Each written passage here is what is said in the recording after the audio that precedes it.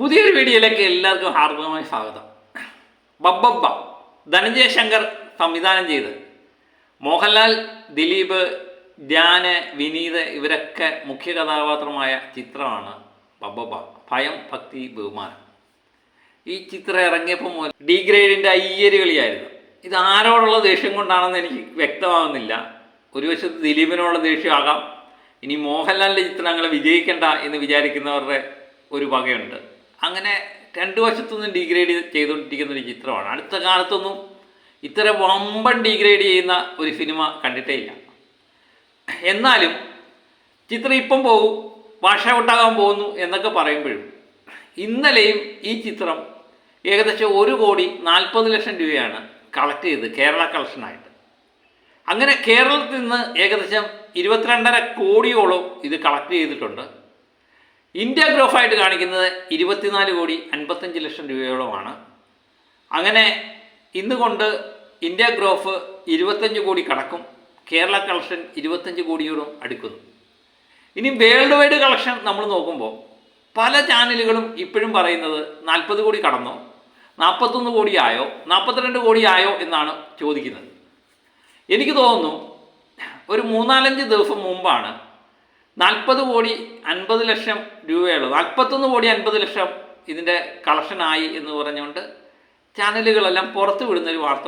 അതെല്ലാവരും മിക്കവാറും അംഗീകരിക്കും. ട്രാക്കർമാരുടെ കണക്കും ഏകദേശമൊക്കെ ഒരുപോലാണ്. പിന്നെ ഈ നിർമ്മാതാക്കൾ 50 കോടിയുടെ ഒരു പോസ്റ്റർ പുറത്തു വിട്ടായിരുന്നു. പക്ഷെ അത് ഞാൻ വിശ്വസിക്കുന്നില്ല 50 കോടി എത്തിയെന്ന്. ഈ ബോക്സ് ഓഫീസ് കണക്കുകളൊക്കെ പറയുന്ന ചാനലുകൾ ഇന്നലെയും പറയുന്ന 41 കോടി, ഇന്നും പറയുന്ന 41 കോടി. പക്ഷെ കേരള കളക്ഷനായിട്ട് 1,40,00,000 രൂപ കിട്ടിയതായിട്ടും പറയുന്നുണ്ട്.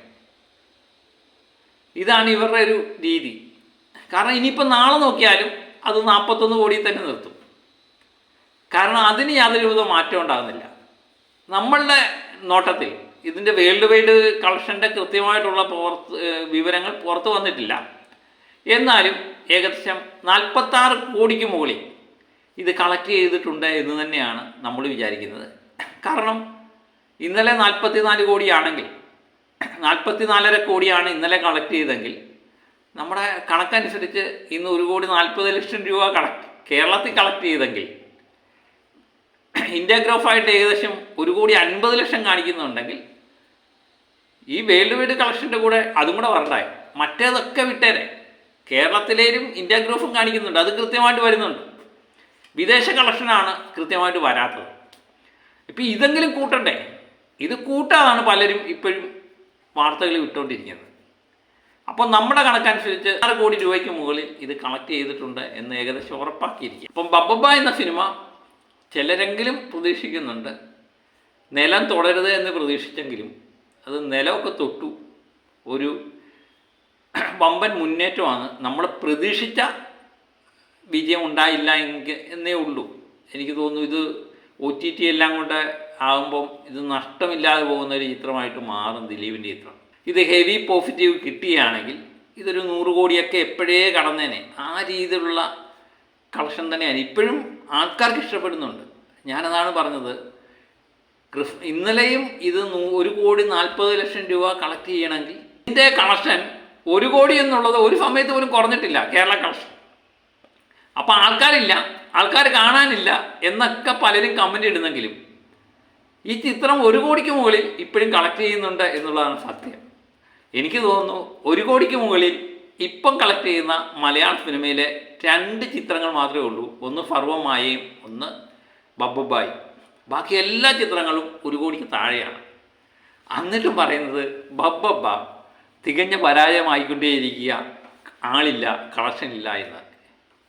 ഇത് മനഃപൂർവ്വം ചിത്രത്തെ ഡിഗ്രേഡ് ചെയ്യാൻ വേണ്ടി ശ്രമിച്ചുകൊണ്ടിരിക്കുകയാണ്. ശ്രമിക്കട്ടെ, ഒരു വശത്ത് നിന്ന് ശ്രമിക്കട്ടെ. അതാണല്ലോ സ്ഥിരം പരിപാടി. സ്വന്തമായിട്ടുള്ള പടങ്ങൾ വിജയിക്കത്തുമില്ല, മറ്റുള്ളവരുടെ പടങ്ങൾ വിജയിക്കാനായിട്ട് സമ്മതിക്കത്തില്ല. അതാണ് അവസ്ഥ. ഏതായാലും ജനങ്ങൾ ഇഷ്ടപ്പെട്ടാൽ ജനങ്ങൾ പോയി കാണും, എത്ര ഡിഗ്രേഡിങ് നടത്തിയാലും. അതൊക്കെ തന്നെയാണ് ബബ്ബബ്ബ തെളിയിക്കുന്നത്. അപ്പം താമസിക്കാതെ തന്നെ വേൾഡ് വൈഡ് 50 കോടി കടക്കും എന്ന് തന്നെയാണ് നമ്മൾ പ്രതീക്ഷിക്കുന്നത്. കാത്തിരിക്കാം ബബ്ബബ്ബ വിശേഷങ്ങൾക്ക് വേണ്ടി.